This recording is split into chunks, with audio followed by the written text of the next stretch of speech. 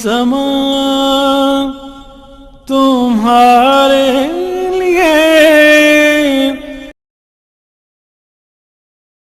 اعوذ باللہ من الشیطان الرجیم. بسم اللہ الرحمن الرحیم. وَيَقُولُ الْإِنسَانُ وَإِذَا مَا مِتُّ لَسَوْفَ أُخْرَجُ حَيًّا. اور یہ انسان کہتا ہے حیران ہو کر کیا میں جب مر جاؤں گا تو پھر مجھے زندہ کر کے اٹھا لیا جائے گا.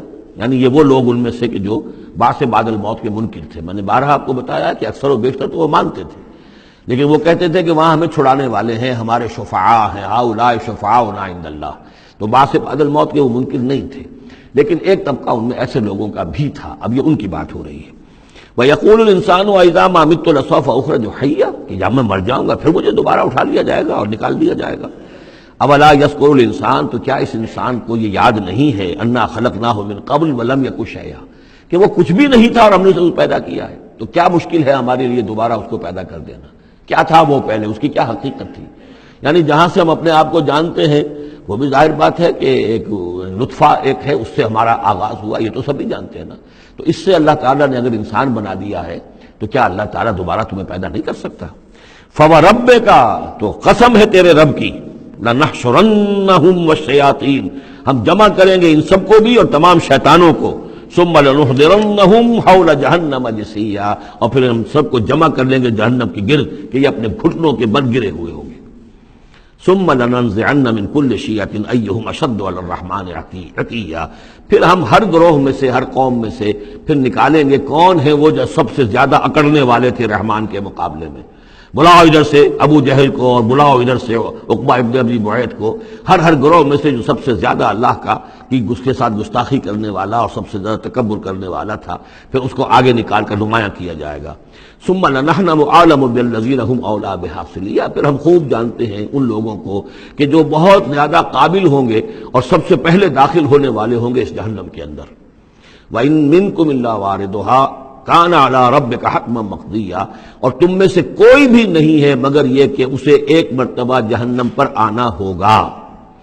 یہ فیصلہ ہے تیرے رب کا حتمی، طے شدہ، حتما مقضیا.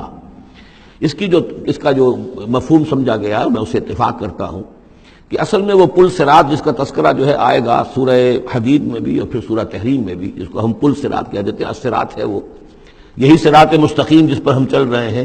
یہ عالم برزخ کے اندر جا کر اور قیامت کے دن جو ہے یہی پل صراط بن جائے گا اور یہ جہنم کے اوپر ہوگا.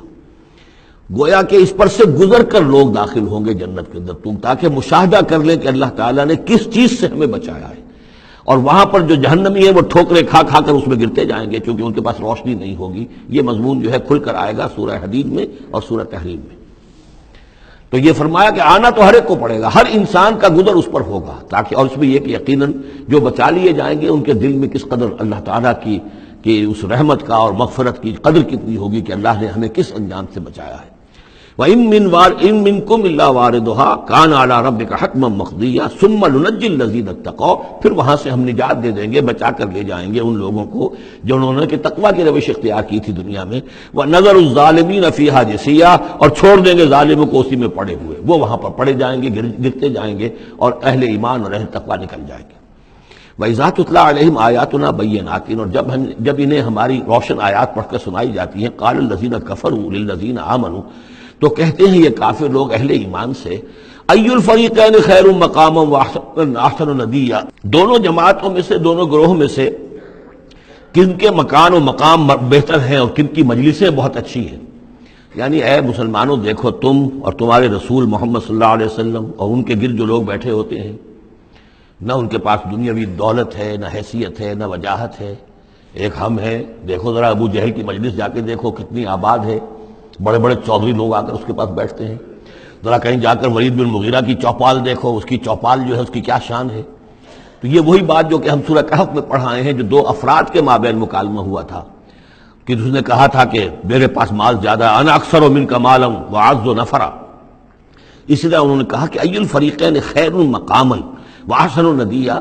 یہ دو گروہ دیکھ لو تمہارے سامنے ہیں، ایک معلوم ہوتا ہے کہ مفلس ہیں، قلاش ہیں، غلام لوگ ہیں، ان کے ساتھ بیٹھے ہوئے ہیں، بلال بیٹھا ہوا ہے، وہاں وہ ابو فقی بیٹھا ہوا ہے، یہ جو عمار ہے اور یہ فلاں ہے اور یہ یاسر ہیں، یہ لوگ ہیں. ادھر جا کر دیکھو وہ کتنی سج دھج کے ساتھ، شان و شوکت کے ساتھ ان کی محفلیں ہیں. کیا کوئی ساز و سامان ہے، کیسے قالین بچھے ہوئے ہیں. ای الفریقین خیر مقاما واحسن ندیا وکم اہلکنا قبلہم من قرن، اور ہم نے ان سے پہلے کتنی ہی قوموں کو ہلاک کیا ہے. ہم احسن و اساسا وریا، وہ ان سے بھی کہیں بڑھ کر تھے اپنے اساس البیت، اساس جس کو ہم اساسہ کہتے ہیں، ساز و سامان میں اور نام و نمود میں، شان و شوکت میں. ریا، ان کی شان و شوکت ان سے بھی کہیں بڑھ کر تھی، اور وہ ہلاک ہوئے. قوم عاد اور قوم سمود یہ سب کا، اور قوم شعیب.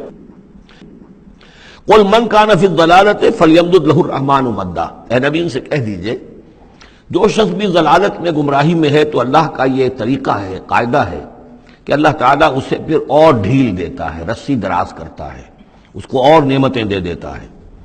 حتیٰ اذا رأوا ما یوعدون، یہاں تک کہ جب اچانک وہ وقت آ جائے گا کہ جس کے ان کو دھمکی دی جا رہی ہے، اما العذاب و اما الساعہ، یا تو دنیا میں عذاب آ جائے، عذاب ہلاکت، عذاب استحصال، یا قیامت. فسیعلمون، تب وہ جان لیں گے، من ہوا شر مکانا واضعف جندا، کہ کون ہے جو اپنے مقام و مرتبے کے اعتبار سے بدتر ہے، اور کون ہے کہ جو لشکر اور اپنے لاؤ لشکر کے اعتبار سے کمزور تر ہے. اس وقت پتہ چلے گا کہ محمد زیادہ طاقتور تھے صلی اللہ علیہ وسلم، یا ابو جہل زیادہ طاقتور تھا. آخرت میں جا کر حقیقت کھل جائے گی. اس وقت تو یہ ایک سراب ہے، نظر آ رہا ہے، ایک ڈرامہ ہے، کھیل ہو رہا ہے. حقیقت جو ہوگی وہ منکشف ہو جائے گی اس دن. صدق اللہ العظیم.